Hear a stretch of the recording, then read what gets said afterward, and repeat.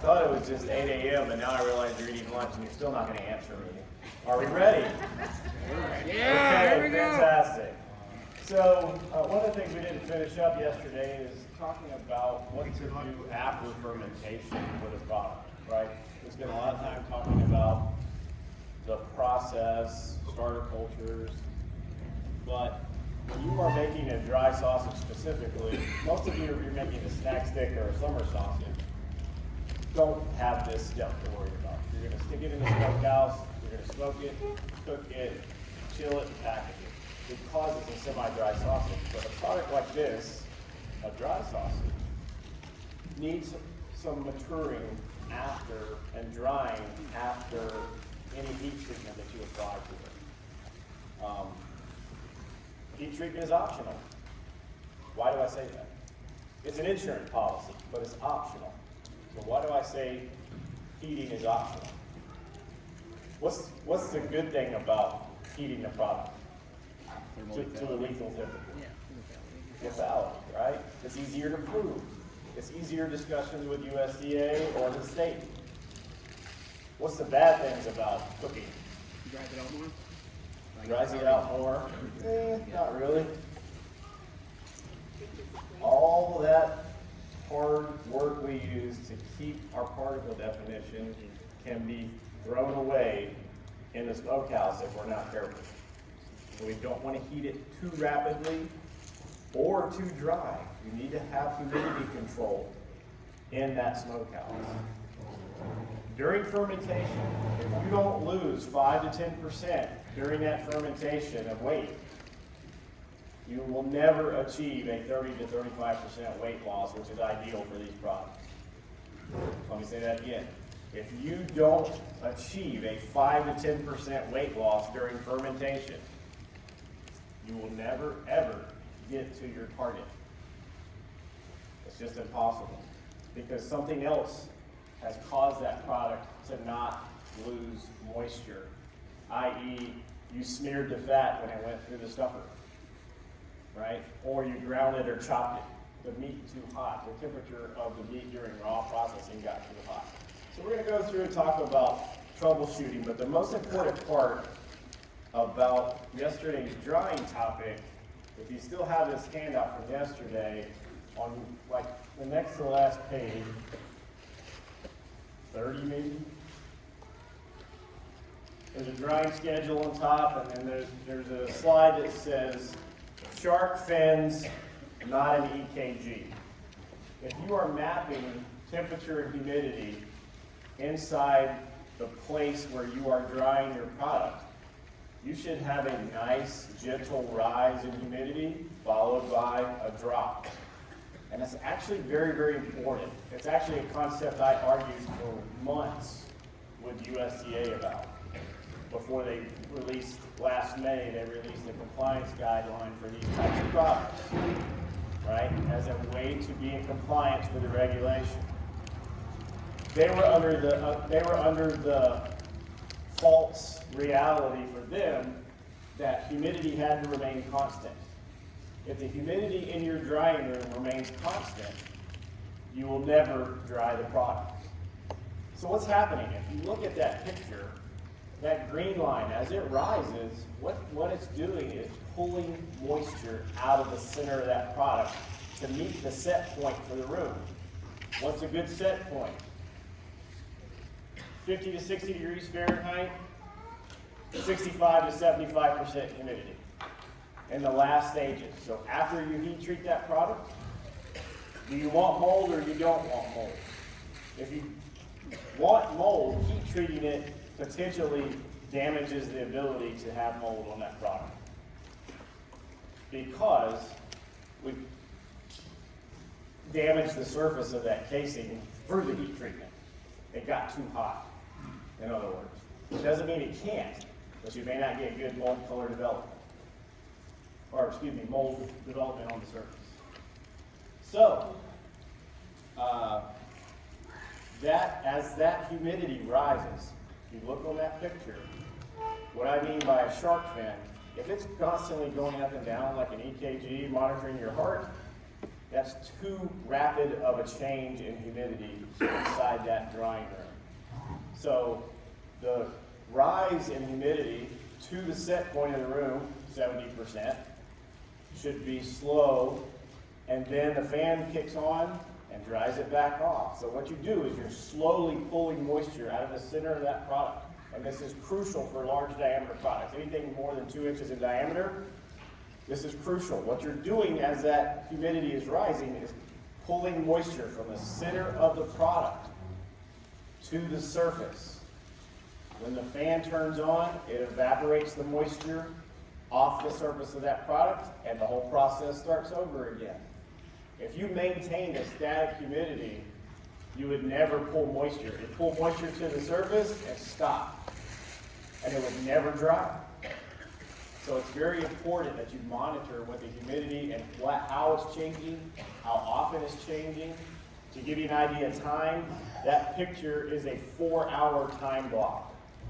So roughly every 25 minutes or so, you're getting that humidity rise and drying it off, and humidity rise and drying it off. So you should have a set point of, say, 70% humidity, and that's going to fluctuate by plus or minus 5% as it goes through that cycle over time. Make sense? Perfect. All right, let's talk about troubleshooting. So we've worked hard, we don't understand what's wrong, but we have a defect. What's a product defect? Anything we don't like. Small shops don't have product defects because you just eat your defects. You don't get to sell it, right? You're like, sorry, that was funnier in my head, perhaps. All right. I would argue that generally there's no, except for one rare case, there's no one, sorry, I know you guys are trying to record this, I move around too much.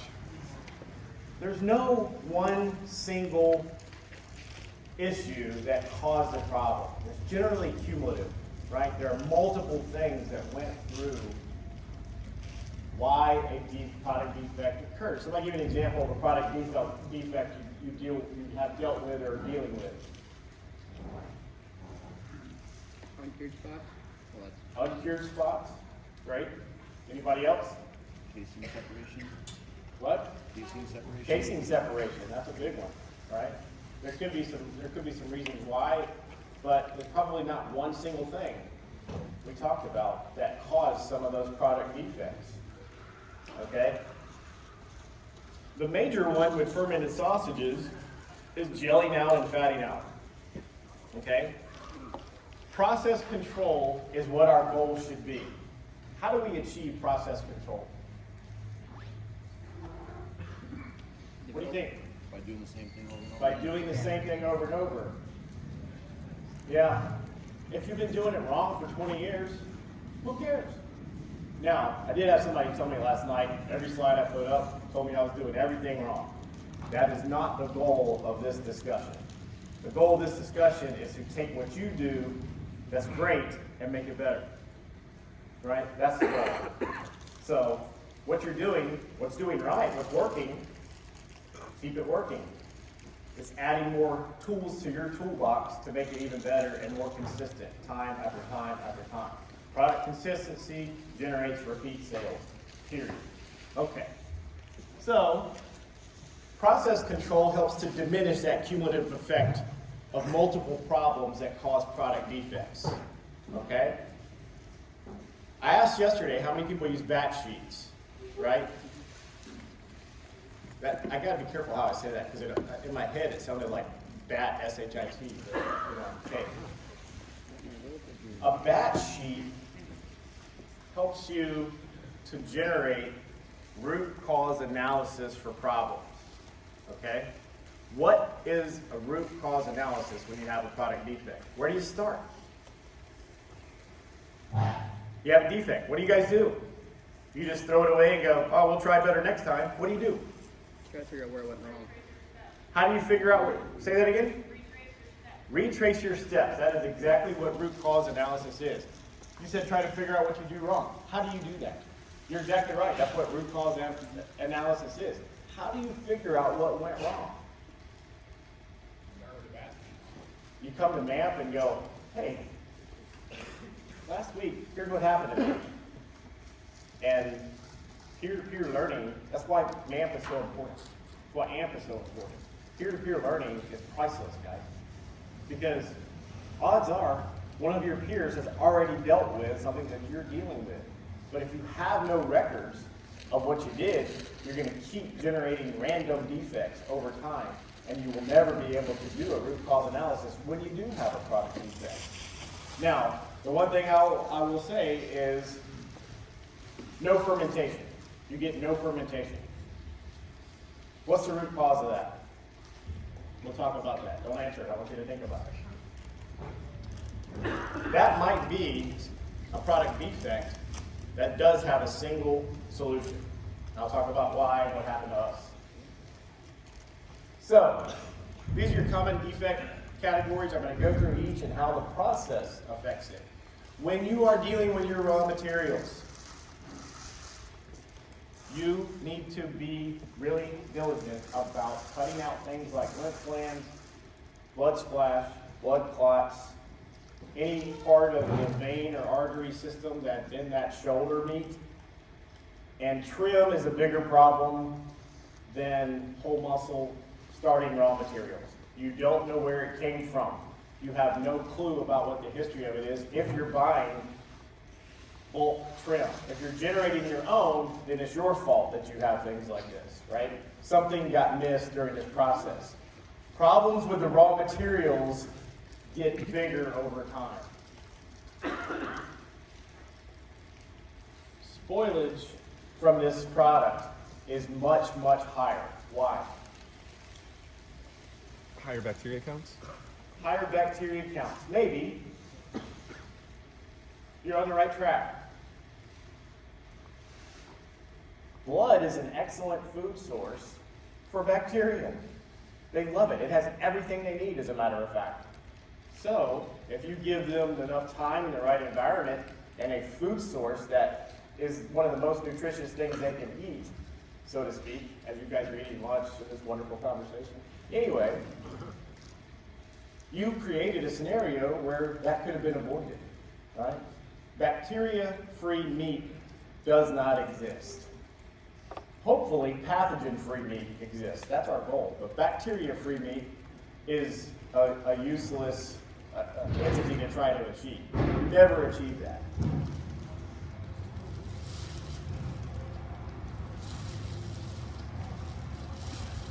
With respect to your raw materials, have a policy. Have a standard operating procedure. That piece of paper is worth more for your business. We create a lot of SOPs because we have to for inspection purposes. But you should have at least some thoughts about when making these types of products, what your policy is. If you're generating everything in-house, maybe a little bit different discussion, but if you're buying outside source stuff, do you even look at the date of when it was packed on? Do you have a policy for that? Something to consider. And if you don't, you're just going to randomly have your employees specifically, because you guys are here learning and they're back home doing all the work potentially. But as you get back, if you don't have a policy like first in, first out, that creates another variable that you never considered being a problem. So, first in, first out, and low quality raw materials do not magically achieve high quality end products. Let me say that one more time. Low quality raw materials, if you have a problem like rancidity or oxidation, it gets worse over time. Do not make products like this with low quality raw materials. So, those are avoidable defects. And of course, junk in equals junk out. Grinding, we talked a little bit about this to consider, but having too much connective tissue in our raw materials, coupled with poor grinding or chopping practices, not having sharp knives and plates, not maintaining them, not keeping them as a set, which we talked about a little bit about yesterday, all impacts the finished product for your consideration. So maintaining those things are going to help with troubleshooting. Anybody ever start the grinder up and you hear this squeaky sound and just see this smoke come out of the end of the grinder and then the meat starts coming?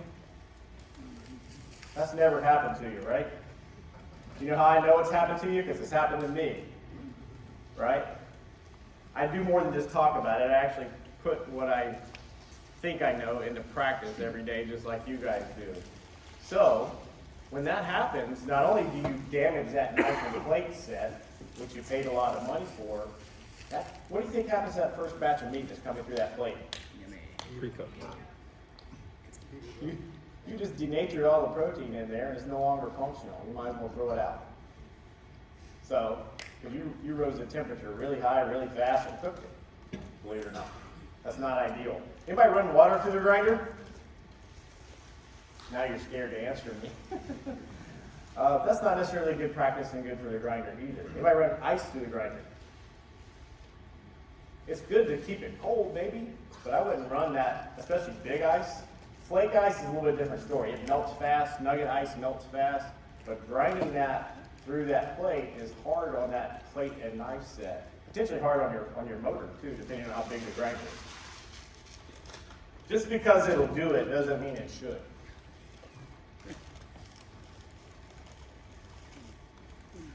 All right, mixing is a big one. We talked about this, and sometimes you are limited to what equipment you simply have. I'm not suggesting you go out and buy new pieces of equipment. However, the vendors that were next door helping us out to have this show, they'd love for you to, right? But mixing product, over-mixing and under-mixing are real product quality defects. As we judged some of the products yesterday, you may see comments on your scorecard that say this product had a mealy or crumbly texture. And undermixing is just as bad as overmixing in many ways. So, how long do I mix? I get asked this question everywhere I go. And I can't answer you. But what I can tell you is it should be long enough to distribute the product, not overmix it so that it's tough or rubbery, but not undermix it so that you get a crumbly texture. With these types of products, dry sausage specifically, undermixing is possible, but overmixing is more of a bigger problem because of reducing particle definition by smearing all of the fat or over extracting protein, which we don't want to do. Okay? So how then do we get that bind? Because I've always been taught I got to put that salt in first, I got to start mixing and start extracting protein, otherwise I'm not going to get a good bind. Well, in some products that would be true. In this product, because you get slow fermentation happening, as that fermentation happens, you get acid coagulation of proteins. If you're going to cook the product, that also helps to coagulate those proteins because you're going to get protein extraction. But you have to think about how high a salt content these products are, 2 to 2.5%. You need 1.8% minimum to start extracting protein. That's why most fresh sausage formulations have less than that, or should have less than that, for you to consider. Okay?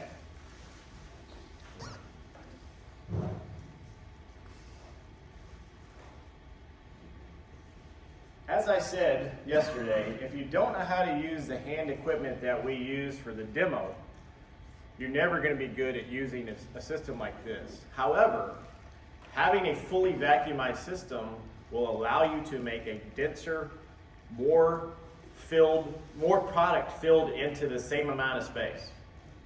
Okay? And stuffing causes a lot of problems. Casing separation, air pockets, air voids.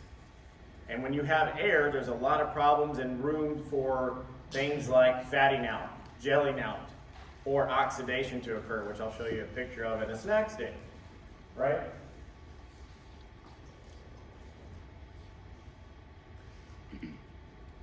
I had an argument in the bar last night about this. But I'm a doctor, trust me. Whenever you have metal on metal contact, you increase the chance of smearing the fat, overworking the product, increasing the temperature. And so ideally, which one of these types of stuffers is best for making a dry and semi-dry sausage? Piston. Say again? Piston. Piston. Why? Less metal there's no metal on metal contact. You have a little bit on the edge maybe, right? But there's not, which one of these is gonna overwork the product? The screw. Anybody have a VMAG? No offense to Riser. Anybody have a VMAG? Everybody has a VMAG. There's Robot 500s all over the place, right? And they're fairly affordable and they're easy to maintain. They last for a really, really long time, but it's hard to vary the speed slow enough that you can slow that screw set down, and you also can't change the distance or the flight that is between that screw. You'd have to get a whole other screw set to be able to do that. With a vane type stuffer on the top there, anybody have a Hotman or a DP5 from Riser or something like that? That's a vane stuffer. With that, you can actually take out some of those spacings that are in that vane and make a larger flight or space or pocket for that vacuum to pull down out of the hopper. And you can really slow the speed of that vane circulation down as the pump is pulling into the horn, okay? So, of all of these, the piston stuffer is probably the easiest and most affordable to start doing products like this. However, you can drastically understuff product because there's no vacuum. If you don't know how to use the vacuum stuffer, you can really screw things up and you just wasted $100,000 or $50,000 on a piece of equipment. So be mindful of that and slow the process down, because you're going to smear the product, which impacts drying, impacts fermentation, impacts end product quality, and increases the probability of having a product quality defect that you're going to have to deal with.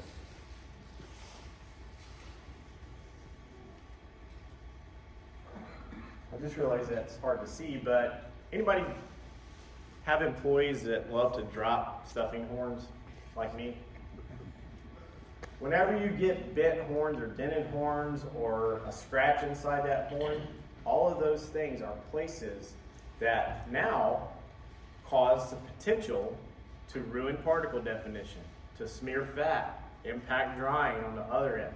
So maintaining those stuffing horns in good working order is really, really important, okay? The picture on the bottom there is meant, I don't know if you can see it, it's a little dark. It looked good when I was creating this slide set before it came out. But you can see there's actually a swirled appearance. Everybody see that? Anybody ever seen anybody do that on a stuffing horn? They take the product and go. Why we do that, I have no freaking clue. But you're now creating the potential to have that swirled effect inside that product. What else causes that? Too small of a horn. Too small of a horn for the casing diameter. So how big should the horn be? A little smaller than your casing. What's the smallest horn to casing size that we should deal with? Anybody know? About 2 millimeters difference. So if you have a 13 millimeter nozzle and you're making snack sticks, you should be stuffing into a 15 to 16 millimeter casing, right? Well, Doc, that's the biggest horn they make. Fine. Don't make the problem worse by taking your non-holding hand and rotating the product to help create that swirl effect, okay? Because it is a product quality defect, whether you believe it or not. Oh boy. This was made at a university, by the way. So we screw up too. That's why I can put a slide set together and tell you about how to screw up, because we screw up a lot of things actually. You guys do a much better job with product consistency and product quality. Does that look very attractive to you guys? Would you buy it? What do you suppose the shelf life of that product is? 0. Because you're never going to dry it. Is there any way to salvage that? This is right after fermentation, by the way. It never went. We went from raw to fermentation, and 3 days later, looked in the smokehouse, and we're like, whoops. So what caused this? Two things caused it. Raw materials.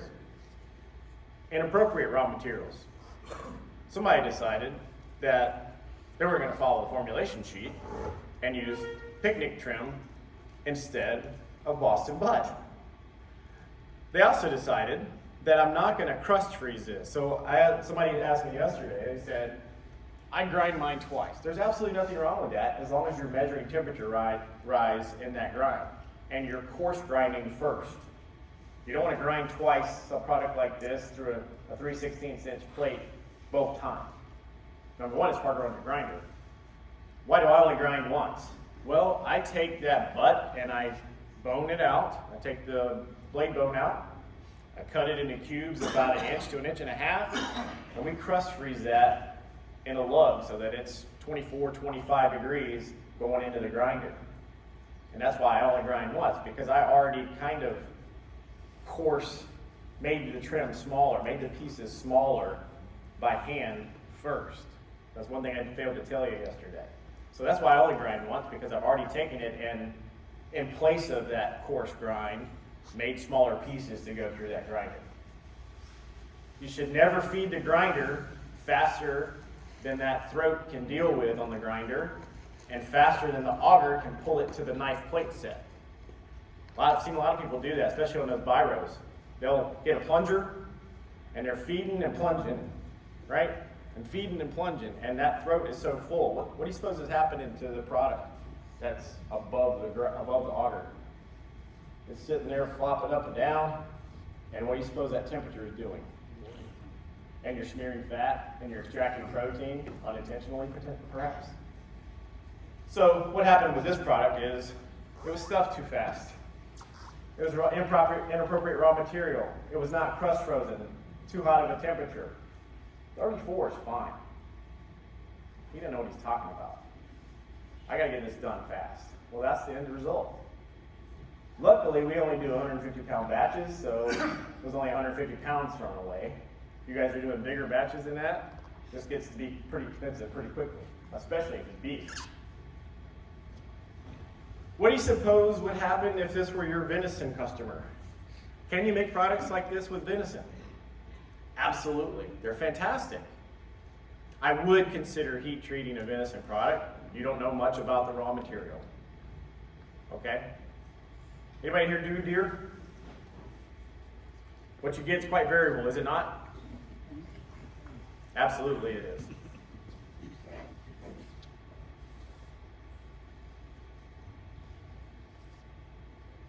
I don't know if you can see it, but not only is there an air pocket in here from stuffing defects, there's also little clear circles which we call collagen eyes, like an eye.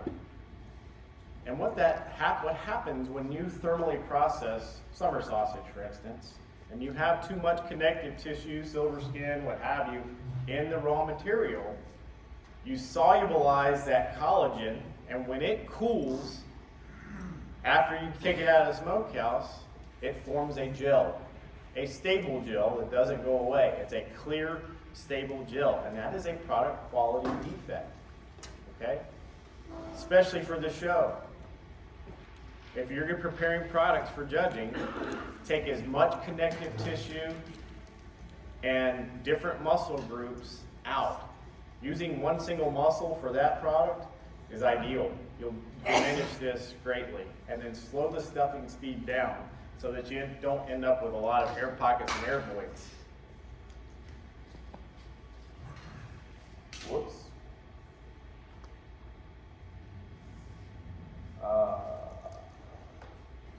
So fermentation. Fermentation is a processing step that could be a one single cause problem from a product quality defect where you get no fermentation. You take the pH of it a day or two later, you're expecting it to be between 4.5 and 5.3, hopefully, and it's 5.8. You're like, what happened? That was a real question. What happened? What happened? Bugs died. What? The bugs died. The bugs died. Well, if you have smart ass college kids like I have, they just forgot to put the culture in. The simplest solution is usually the cause of the problem. And so that would be a scenario where it's not a cumulative effect problem, it's not multiple things that cause that problem. Somebody did not follow the batch sheet appropriately and forgot to put it in. That ever happened to you? It's happened to me. What do you do with that product? Call it I something else. suppose you can make it, cook it, and it's not shelf stable anymore, right? We're never gonna get, can we start over and add culture later? Nope, sure can't. So you have very limited options when you don't follow the directions, right? Speed of fermentation is drastically influenced by the temperature, which is also influenced by your formulation and the food that you provided in the form of dextrose or sugar or brown sugar or raw sugar or whatever your energy source is of that microorganism that you fed to make lactic acid, to make flavor profile, to help with color, all those things we talked about with fermentation yesterday, right? Too fast fermentation for the raw material can cause product quality defects. I'll show you that and explain that here in just a little bit.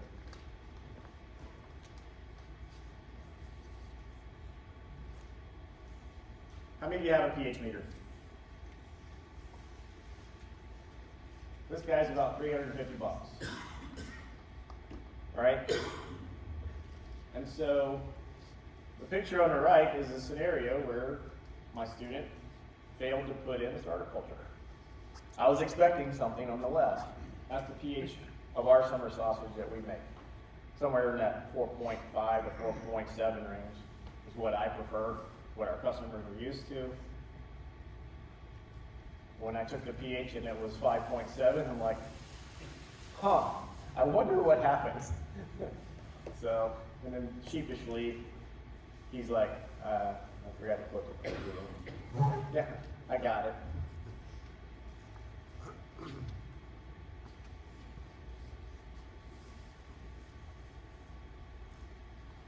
You may not get the pH that you expect, but you got some fermentation. What's one way that you know that fermentation actually happened? Assuming you have a clear casing, because if you're using mahogany casing or a smoked casing, like a snack stick color casing, it's hard to see.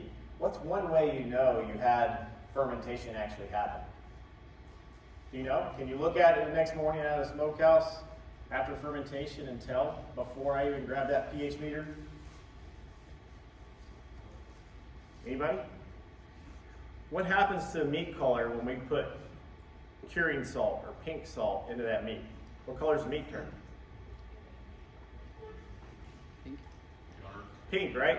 No, actually starts to turn brown and gray because that chemical reaction that's happening inside that meat has started. Temperature or fermentation helps cause that pink cured color that we're looking for. So initially, in the presence of air, that meat turns brown. It goes from a nice cherry red or pinkish red or reddish pink color to a brown. That's one way we know we put nitrite in the product.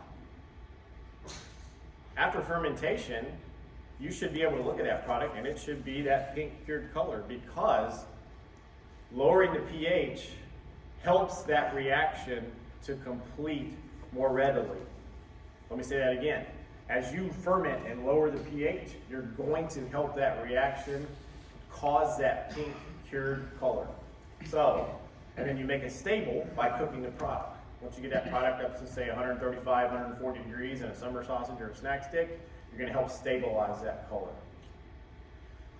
In a dry sausage, especially if it's not cooked, what stabilizes that color is not only the ingredients that we put into it, but as that product dries and matures over time, that helps to stabilize the color.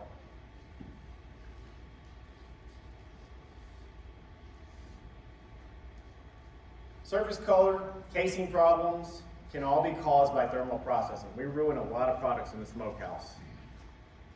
Where do you get your cook cycles from? Who in here has an EnviroPack smokehouse? Who in here has a Pro Smoker smokehouse? Scott Peck? Kara's? Alcar? Any others I missed? All those smokehouses work differently. In theory, they're a processing oven. They heat the air, it's a forced air oven. They all have the ability to smoke, hopefully. Otherwise, it's not a smokehouse, it's just an oven. Some have steam, some don't. But where do you get your cook cycles from? What? The company usually. The company. I was helping a customer in far northwest Pennsylvania last week, and they were following the company's book of how to make jerky. And for 4 hours, that book told them to smoke the product with the damper open.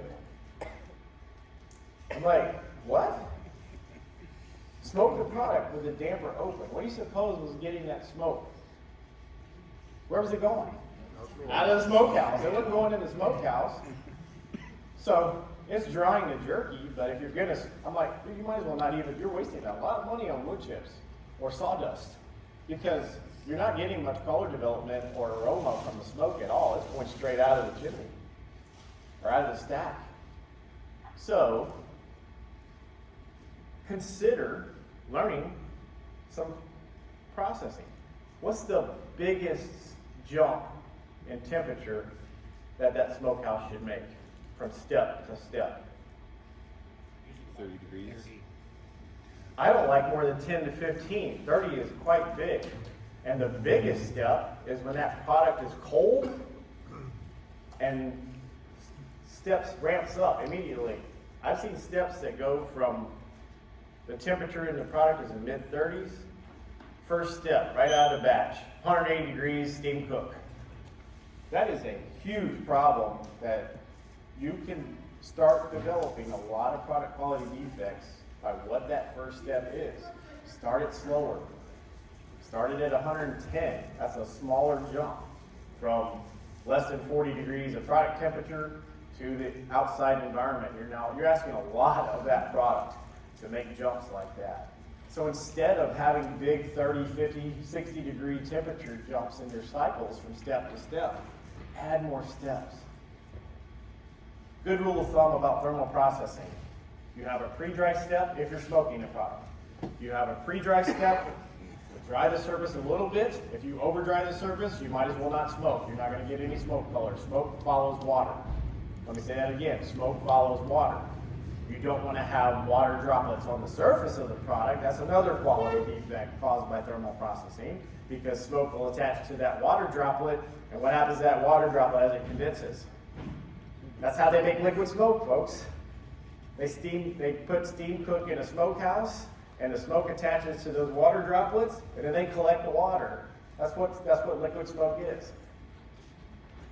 What happens on the surface of your product? You get streaks on the surface of your product.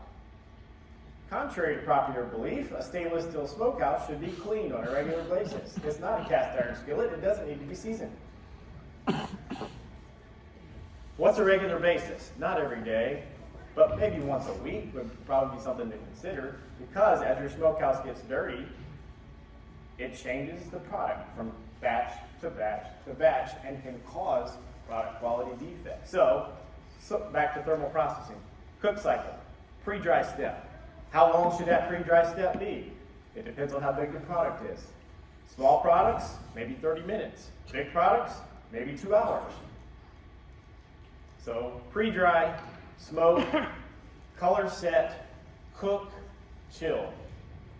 Let me say that again. Pre-dry the surface. Well, let's talk about that. Let's peel that piece out. How long did it take you to stuff 200 pounds of product? Somebody give me an estimate. How long does it take you to stuff and hang 250 pounds of product? Depends on the product. Summer sausage. 30 minutes. 30 minutes? Where does it go? You hang it on the truck and then you get busy doing something else. Because in a perfect world, You stuff it, hang it, and go directly in the smokehouse. Anybody go, oh, well, what's the hams that were in there aren't done. This has got to wait till the night. Does it have the same moisture on the surface as it did when it started? Absolutely not. So, take that into consideration.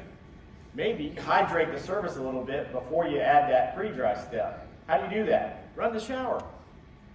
Run the shower in the smokehouse, or better yet, take a hose, hold water, and hose the outside before you stick it in the smokehouse. You'll get more consistent product color, product quality, less casing separation, and not having big jumps in that step is something for you to consider, right? So cooking that product too fast asks a lot of that product, asks a lot of the casing. We're going to pre-dry it. If you're adding smoke, then you'll smoke that product. How long do you smoke? Depends on what type of house you have. In a closed smoke system where you have a supply and a return, really only two on the market right now. I shouldn't say that. There are two major ones on the market, Scott Peck and Kara's, right? If you smoke product for an hour in a Scott Peck, not only are you wasting money on sawdust, the product is going to be the color of this foam box. You just made a Black Forest ham and you didn't know it, right? Unintentionally. So you can't take everybody's schedule and apply it to every situation. Understanding what your equipment's going to do. Anybody have multiple smokehouses that are made by the same company and all three of them are different? There's more variation within smokehouse brands than there is between smokehouse brands sometimes. So you could have 3 smokehouses, depending on where they are in your operation. If one's towards the exterior wall, it may perform differently than the ones towards the interior wall. Small things like that are root cause analysis ways. Okay? Good question. Yeah. Smooth acid, 200 pounds of sausage, summer sausage on a truck. The last one you put in, or the first one you put in, it's probably the last one, because the pepperoni's got smooth acid. I haven't heard you mention smooth acid at all. Load comes out. That must be a brand name. Smooth acid. I'm assuming you're talking about an encapsulated product? Yeah. Yep. So then it comes out 5 hours later, and the pepperoni always has like a greasy substance on that. Yep. Is that from the smooth acid? Or is Potentially. I'm not a fan of acidulated products. And the title of this was fermentation, which is different from acidulation. We can do a seminar on acidulation if you want. Why don't I like encapsulated acids? Well, they're quick. They're easy. I get it. You save hours of fermentation. You can turn that smokehouse over. You can make more money. I get it. It's a different flavor profile. Even blends of acidulants are very harsh in their taste compared to the same pH of a fermented product. Let me say that again. Direct acidulation of product compared to a fermented product is a harsher acid even at the same pH. Number one. Number two, the one thing you don't get from that is color development and other flavor and aroma development that those bacteria are doing. So it's one-dimensional. It's a good resource, especially for snack sticks. You can turn over snack sticks much faster by using an acidulant, which is why most commercial snack sticks are acidulated, not fermented. Because time is a lot of money when you're running hundreds of thousands of pounds of snack stick through your ovens, right? So the question was, however, did the acid that I put in cause that grease? Maybe. That's a classic example of product defects are not always only one problem. How is the acid handled? So if I'm doing a root cause analysis of what caused that, did somebody put the acid in and then grind the product? Did they break the encapsulation somehow and that caused the product? What was the temperature of the pepperoni? Pepperoni is very finicky. It's more finicky sometimes than the product we made yesterday, and will grease out on you in a heartbeat. What's the formulation? A lot of pepperonis have an oleo resin or of paprika in it. So it's an oil-based seasoning. And a lot of times that will separate out of the product. What was the raw material? What was the temperature of raw material? And that's where I'd start for root cause analysis on that. I can't answer your question, but I can tell you where to go look to try to fix it. Thank you. Yeah, good question. All right, what time is it, somebody? 1 o'clock. Huh? 1. 1? Oh. How much time do we have? 1:30, right? Suppose I should have looked at the agenda before I started yapping, huh? All right, so thermal processing can cause a lot of problems, and drying can cause a lot of problems. How many of you took a mold packet yesterday? Be very careful with that. Why do I say that? Here's why. When we first got into making artisanal products like this, I loved doing it. It was a fantastic thing, and I was like, I want our products to be very Southern Italian type products, and we're going to mold everything. There's a big problem with that, folks. Because that mold spore gets in your building, and it starts getting on your jerky. It starts getting on your snack sticks. It starts getting on your pork and beef carcasses. And it's seasoned pretty much all that we had to take a whole summer and clean apart and break apart every air handler and refrigeration unit in that building to finally get rid of it. So, if you want mold, have the facility to handle it.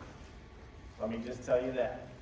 Because you're going to start getting it on stuff you don't want. Right? And what's your customer think about that? What's your customer think about that? I don't know what the positive attributes of mold are. Great, that's a great question. So are there positive attributes of mold? And the answer is yes. First off, why do we do that? Well, in some parts of the world, it's because it's a standard of identity for that product. The customer expects that product. You can't go to central Italy and get a fennel salami without it having a lot of mold on it. The customer expects that. Does it provide flavor? No. Does it provide part of the standard of identity for that product? Yes. It helps with drying uniformity. It acts as a wick for moisture to migrate and not damage the casing from drying, or case hardening, which is low humidity, high airspeed, which we don't want.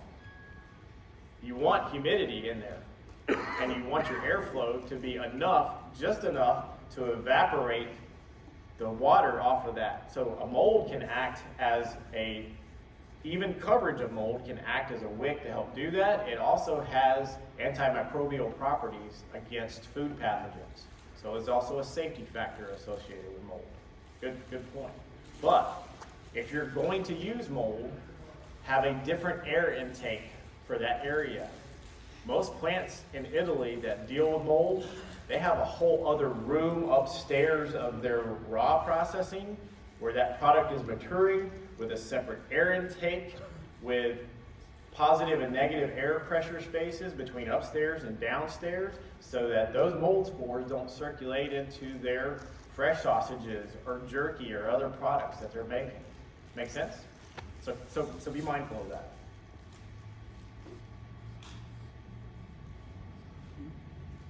That top left product is actually a product that I judged at a state show last year.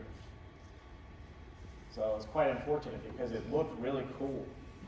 It was a fermented Old World sausage that was stuffed into a bag casing, kind of like a Lebanon style bologna. And I cut into it. It was really unfortunate. Air voids, air pockets, really case hardened on the outside. So that dark ring you see on the outside, once you develop that really dark ring in a product this diameter, it's okay, you'll survive it. Ironically, when you vacuum package it, that helps diminish a lot of that effect. You won't see it, it goes away. So the one on the bottom, what causes that? too much pressure on that loop and strain for the product weight and diameter. So what should we have done in a big product like that, or a long product like that? It needs some support. Put it in a stockinette or some sort of netting, and let the netting take the pressure off of that casing so that you don't get a funnel effect on one end from that weight hanging down in the smokehouse or in the drying room, the cart, the rod, what have you. Anybody ever have that problem where one end is more pointed and the bottom is nice and round? That's a weight problem. Consider, and dry sausages, it's even more prevalent because of the time that product hung. It wasn't just a day process. You're talking months processes, right? 3-4 months, some case 6 months, depending on how big the diameter was. And so that weight, if you get much over 2 inches in diameter, consider putting in a netting and let the netting hold the weight of that product, not the loop on the casing, because that can cause a major product quality defect, right?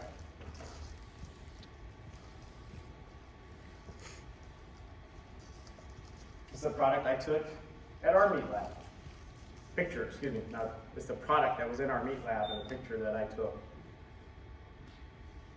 Eventually, especially on the casing side of things, this is more of a problem with a fibrous casing than a collagen casing or a natural casing. Why? Because a natural casing and a collagen casing have protein to protein binding, and it becomes more part of the product. Now it's harder to peel, I get that. This is a case where somebody used an easy peel casing for salami, and that's what happens. Not only do you get casing separation to happen, we could get fat, oil, grease to happen in those spaces. So the casing processing type should match what your end target goals are. Does that make sense? All right. Again, some case hardening, air voids, fat distribution.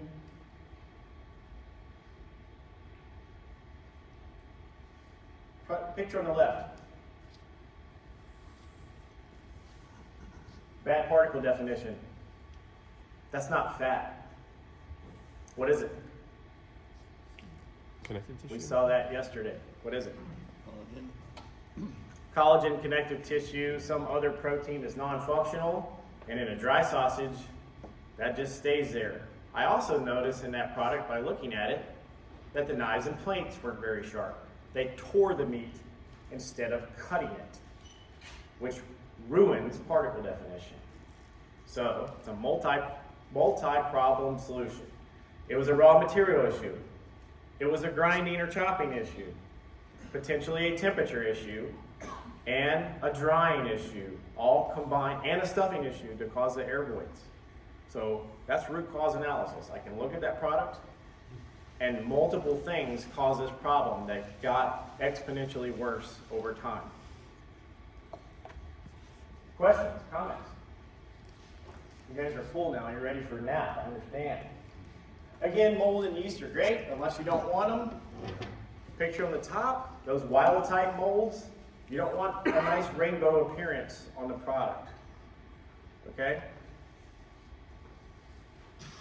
What's your inspector think about this, by the way? The new compliance guideline USDA came out with last May states that you can't wash off alone mold, right?